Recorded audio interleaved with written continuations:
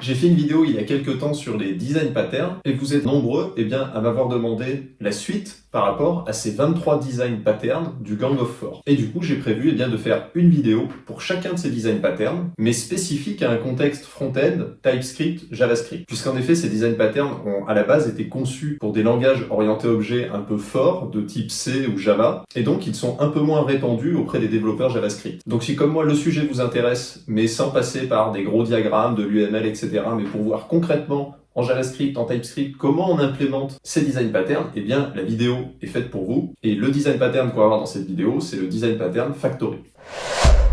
Alors je me rappelle encore la première fois que mon prof à la fac nous a parlé du design pattern Factory. Donc c'était un prof de Java, et quand on avait vu le code, je m'étais dit « Waouh, ça a l'air classe !» Il faut que je me mette à l'utiliser partout. Et en faisant mes recherches sur Internet, quand je tapais Factory, Design Pattern, je voyais ce terme absolument écrit partout. Tout était une factory.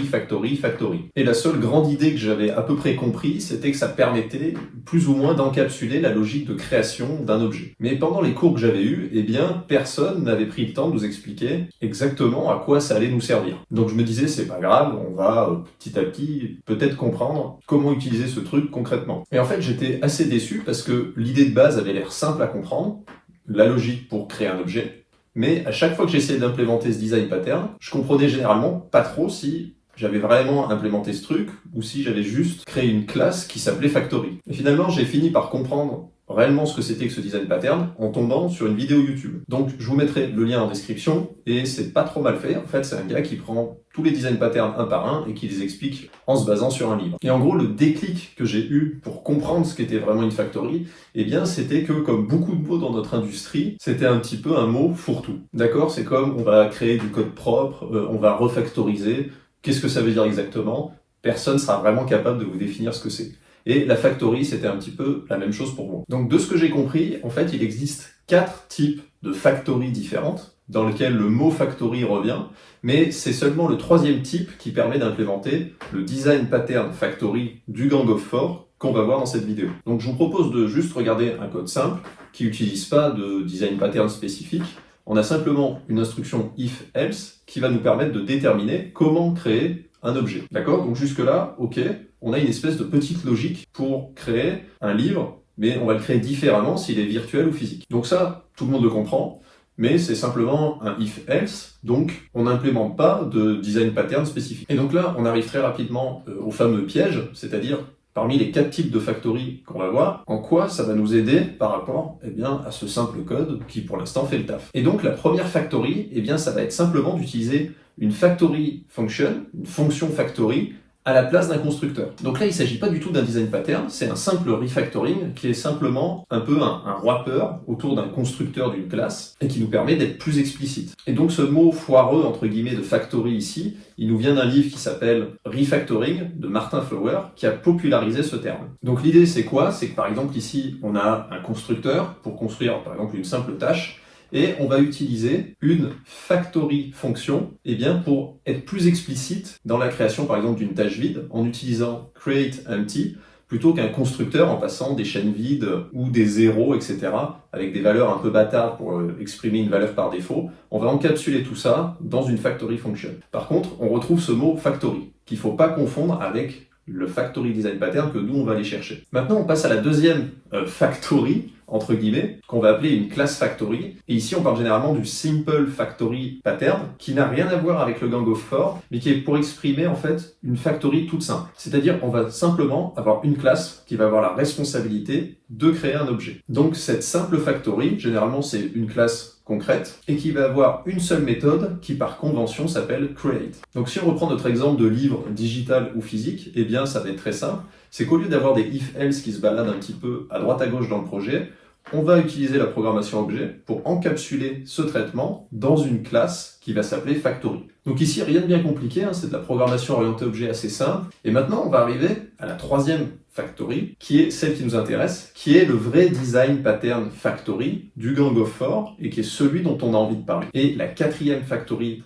dont on parlera dans une autre vidéo, eh bien c'est un autre design pattern du Gang of Four aussi, qui s'appelle Abstract Factory et qui grosso modo permet encore d'aller plus loin dans l'abstraction. Donc ce qui m'a bien aidé moi jusque-là, c'est de bien différencier ces 4 termes factory en comprenant que derrière il y a des choses complètement différentes. Par contre, ce qui est génial ici, et je vais revenir un peu tout au long de la vidéo là-dessus, c'est que comme on essaye d'exprimer toujours la même chose, créer un objet avec des couches d'abstraction de plus en plus avancées, eh bien on peut commencer avec un tout petit refactoring pour créer un wrapper par-dessus un constructeur. Ensuite, on peut créer une simple factory, puis on peut aller vers les design patterns de plus en plus avancés du Gang of Four. D'accord ? En fonction du besoin d'abstraction et de la quantité de complexité que vous avez à gérer, vous pouvez aller de plus en plus loin dans l'abstraction que vous mettez en place. Donc, juste avant de voir comment vous pouvez implémenter la 3e factory, qui est le design pattern factory du Gang of Four, je me présente rapidement pour ceux qui sont nouveaux sur la chaîne parce qu'on est de plus en plus nombreux. Je m'appelle Simon, j'ai été un des plus jeunes formateurs JavaScript Angular de France, puisqu'à seulement 26 ans, eh bien, je formais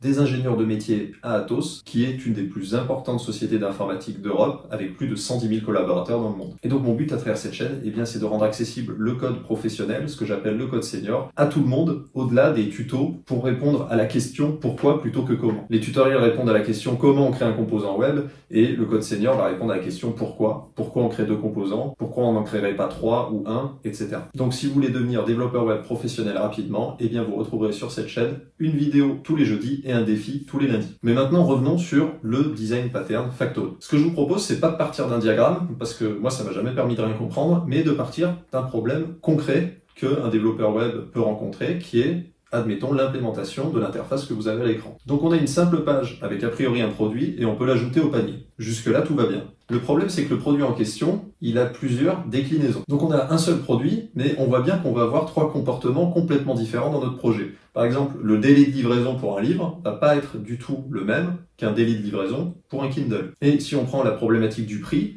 eh bien, en fonction des pays, la TVA, les différentes taxes vont être complètement différentes là aussi, pour un livre audio ou un livre physique par exemple. Donc on sent bien que si on part dans une implémentation tout de suite à coup de if-else, on va très rapidement avoir un problème. Donc ce que je vous propose, c'est plutôt que de se lancer tête baissée dans une succession interminable de if-else pour implémenter tout ça, eh bien de prendre le temps. La première chose qu'on a, c'est que pour construire la page qu'on a à l'écran, eh bien on peut se dire qu'on a dû faire une requête HTTP qui nous a renvoyé toutes les informations qui nous permettent de construire cette page. Donc on a déjà un paquet d'informations sur le produit, sur le prix du Kindle, de l'audio ou du livre physique. La première chose qui va être intéressante ici, c'est qu'au moment où la personne va cliquer sur « Ajouter au panier », eh bien on va se retrouver avec 3 logiques différentes, puisque les informations qui vont partir dans le panier pour passer la commande à la fin vont être radicalement différentes. Par exemple, pour livrer un livre physique, vous allez avoir besoin de ces dimensions pour savoir la taille du colis que vous allez envoyer, alors pour un livre Kindle, ces informations-là n'existent pas. Et ensuite, on se retrouve avec cette série d'instructions if-else, et là, c'est le début de la réflexion.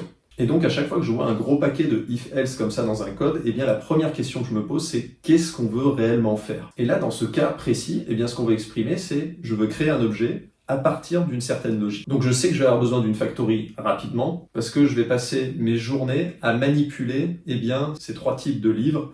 Et donc si je ne mets pas en place une couche d'abstraction rapidement, je vais me retrouver avec beaucoup de if-else. Si vous essayez de coder ce projet sans mettre en place par exemple la factory dans notre cas, vous allez vous retrouver très rapidement avec des paquets de if-else absolument partout, dans votre couche de vue, dans votre couche d'accès aux données, dans votre couche de gestion des règles business, etc.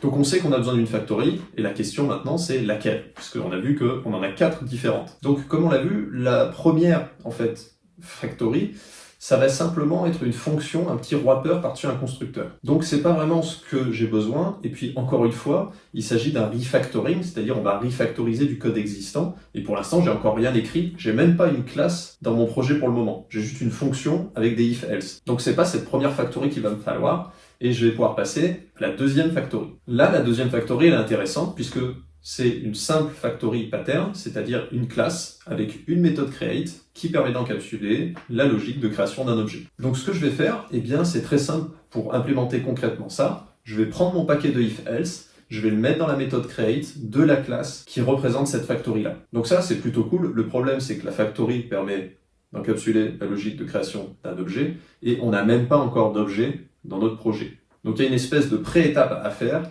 qui est de modéliser ce que vous voulez créer avec des objets. Il vous faut l'objet en question à créer. Et dans notre cas, c'est très simple. Qu'est-ce qu'on veut créer? Eh bien, des books. Donc, on va commencer tout de suite. Approche brute. On crée la classe, la fameuse classe book. Problème, on voit bien que le contrat de cet objet est compliqué. Puisque, en fait, il y a plein de propriétés facultatives dont on n'a pas besoin en fonction de si on a un Kindle ou non.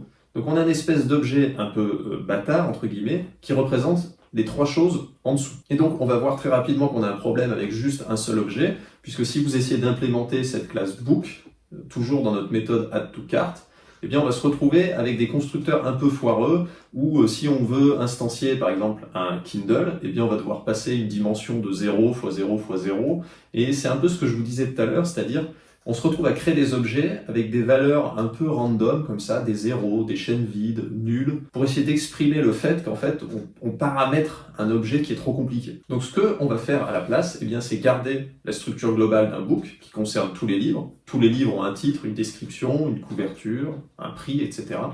Et on va simplement utiliser l'héritage pour venir tirer eh bien, la logique spécifique aux trois types de livres. Donc on va se retrouver avec une classe abstraite en haut qui est un book, puisqu'on ne veut jamais vraiment créer un book, on veut créer les sous-classes en dessous, mais ça nous permet de factoriser tout simplement tout ce qui concerne les types de livres. Donc une fois seulement que vous avez cette structure qu'on peut voir un peu partout, la classe parent, classe fille, eh bien on va pouvoir passer sur notre simple factory, qui est la deuxième, et en gros on va créer notre factory. Donc la fameuse classe book factory, avec la méthode create, et à l'intérieur, eh bien le fameux traitement qui va nous permettre d'encapsuler la création d'un objet livre. Et donc voilà, on a une simple factory sous les yeux qui permet de créer des livres. Et là, vous vous dites, pourquoi on s'est fait chier à créer tout ça? On avait une simple série d'instructions if-else, et là on a dû créer des classes dans tous les sens. À quoi ça nous sert concrètement? Alors rassurez-vous, il y a déjà deux bénéfices dans ce qu'on vient de faire, et vous le voyez peut-être pas. L'intérêt numéro 1, c'est qu'on a factorisé la logique de création d'un livre. Donc pour le moment, c'est pas évident parce qu'on n'est pas sur un projet qui fait 10 000 lignes de code,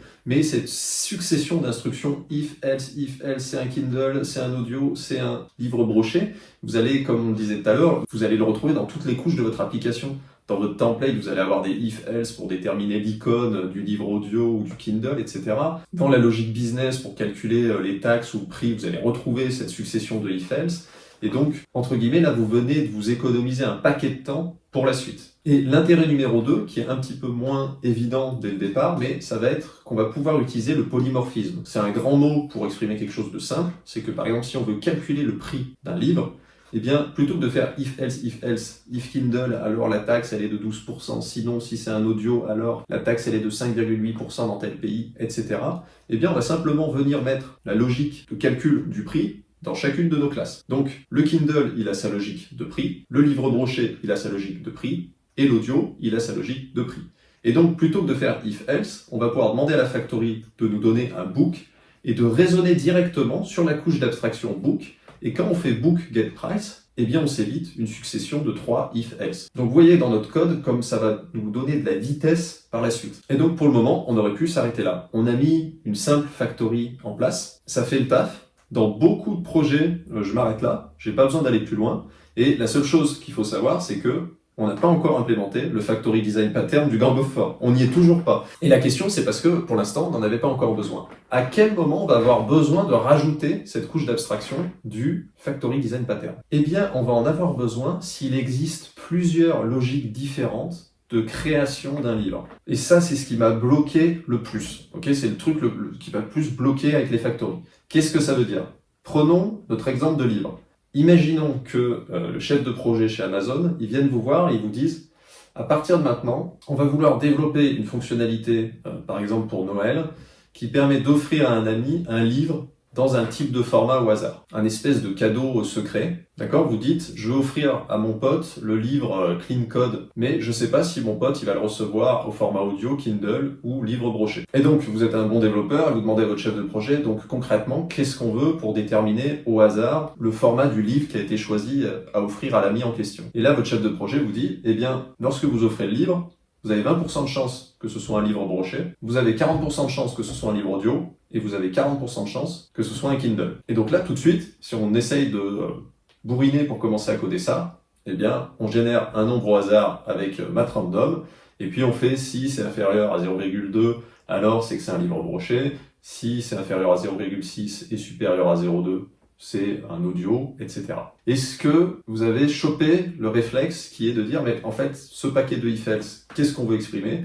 On veut exprimer la logique de création d'un objet. La logique de création d'un objet, c'est une factory. Et là, moi, ça a fait Eureka, c'est-à-dire que sous les yeux, là, j'ai une deuxième logique de création d'un livre. Ce qu'on a envie de faire, c'est on repart dans notre espèce d'échelle d'abstraction et on va créer une autre simple factory, qui va être une book random gift factory par exemple. Donc on va recréer une factory, on va remettre une méthode create, et on va venir encapsuler cette succession de if else. Et donc ce qui est intéressant ici, c'est que, eh bien, on a redéroulé la démarche, et on rebute au même endroit. C'est-à-dire que maintenant on a deux simples factories, et toujours pas le design pattern factory. Et rassurez-vous, on a fait 99% du boulot, parce que maintenant ça va être extrêmement simple. Le factory design pattern du Gang of Four va simplement vous permettre de définir une interface pour créer des factories. C'est-à-dire, on va juste venir rajouter une classe abstraite au-dessus et qui va avoir pour rôle de déléguer la logique de création d'objets à ces sous-classes Book by Type Factory, la première qu'on a fait grosso modo,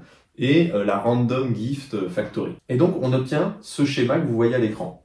On a nos deux simples factories qu'on a déjà fait, on a fait 90% du boulot, et on vient simplement rajouter une book factory très générique qui va avoir pour rôle eh bien, de déléguer ensuite à ces classes enfants quel type d'implémentation on veut dans la logique de création de l'objet. Est-ce qu'on veut créer un livre de son type, audio, book, broché, ou est-ce qu'on veut créer un livre avec cette logique de hasard, 20% de livres brochés, 40% d'audio, 40% de Kindle. Et du coup, maintenant, la magie peut opérer, puisque quand vous voulez accéder à un livre, eh bien, vous pouvez directement passer par une factory. Et donc, vous avez sous les yeux, eh bien, le design pattern factory en action. Le seul inconvénient, comme on l'a vu, c'est peut-être d'aller trop vite dans l'abstraction et de se mettre à créer des factory design patterns dont vous n'avez pas forcément besoin, puisque vous n'avez qu'une seule logique différente de création d'un objet. Pour terminer la vidéo, je vous mets des exemples de code le plus simple possible, si vous voulez vous baser là-dessus pour essayer de le mettre en place dans votre code. Et c'est aussi ce qui me sert un peu de memento, des fois quand j'ai un trou de mémoire. Ça me permet de très vite me remettre dans le bain pour implémenter une factory. Voilà, j'espère que la vidéo vous a plu. C'était une vidéo plus technique que d'habitude, donc n'hésitez pas à me dire en commentaire si ce type de sujet vous intéresse quand même. Et puis comme d'habitude, s'il y a des petites imprécisions, des petites choses à corriger, n'hésitez pas à interagir dans les commentaires. C'est un exercice très difficile de créer une vidéo, expliquer, en même temps comprendre soi-même, etc. Et d'arriver à retransmettre tout ça d'une manière le plus simple possible. C'est un exercice qui est pas forcément évident. Et puis si vous trouvez que la vidéo vous a apporté de la valeur et que vous voulez devenir développeur web professionnel, eh bien voici 3 manières dont je peux vous aider gratuitement. D'abord, suivre ou repasser de temps en temps sur la chaîne YouTube. Vous retrouverez des vidéos sur le code senior dans l'onglet vidéo et un défi JavaScript chaque semaine dans l'onglet communauté. Deuxièmement, n'hésitez pas à mettre des pouces bleus, à mettre des commentaires pour interagir avec la chaîne. Et le but, c'est pas d'optimiser pour l'algorithme, etc. Le but, c'est de faire grandir et connaître cette chaîne pour que demain, eh bien, pourquoi pas, on puisse interviewer des pointures dans notre industrie. Un tech lead chez Netflix, un architecte chez Google. Je pense que ça pourrait être intéressant d'avoir en interview des gens qui ont 10, 20, 30 ans d'expérience dans ce métier. Et plus on est nombreux sur la chaîne, plus ils seront enclins à dire oui. Et enfin, troisièmement, eh bien, vous retrouverez un lien sous la vidéo où je vous présente les 3 stratégies que j'ai appliquées pour passer de développeur junior lambda qui travaille sur n'importe quoi à formateur professionnel chez Atos en moins d'1 an. Donc vous pouvez cliquer sur le lien sous la vidéo pour recevoir ces 3 stratégies gratuitement. En tout cas, bon développement à vous et je vous dis à bientôt pour une prochaine vidéo.